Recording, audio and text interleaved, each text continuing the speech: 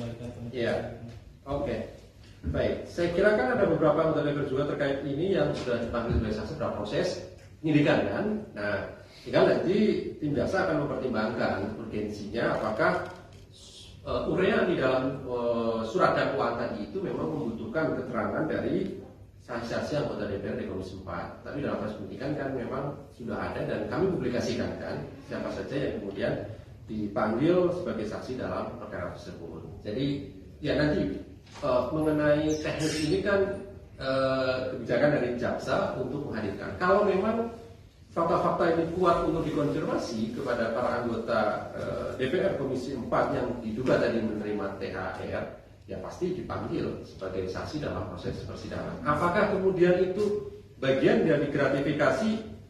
Ya, kalau secara normatif teman-teman juga saya kira sudah paham dan tahu betul bahwa ketika penyelenggara negara menerima sesuatu, walaupun diserahkan oleh tadi penyelenggara negara juga karena Menteri Penyelenggara Negara, dan pada saat itu memang tidak ada kepentingan langsung, misalnya itu jatuhnya gratifikasi tentunya ketika tidak dilaporkan kepada KPK dalam waktu 30 hari kerja kan begitu ya. Tapi sekali lagi kalau kita berbicara dalam konteks penegakan hukumnya, karena ini kan masih terungkap di fakta-fakta persidangan, maka harus diuji nanti ketika ada konfirmasi dari saksi-saksi lain. Setidaknya dalam satu perkara itu harus setidaknya 2 orang saksi misalnya, ataupun alat bukti lain yang mendukung itu.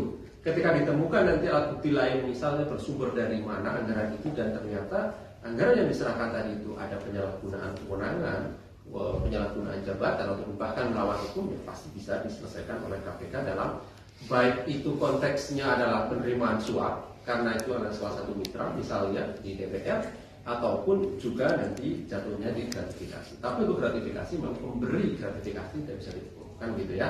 Oke Mas.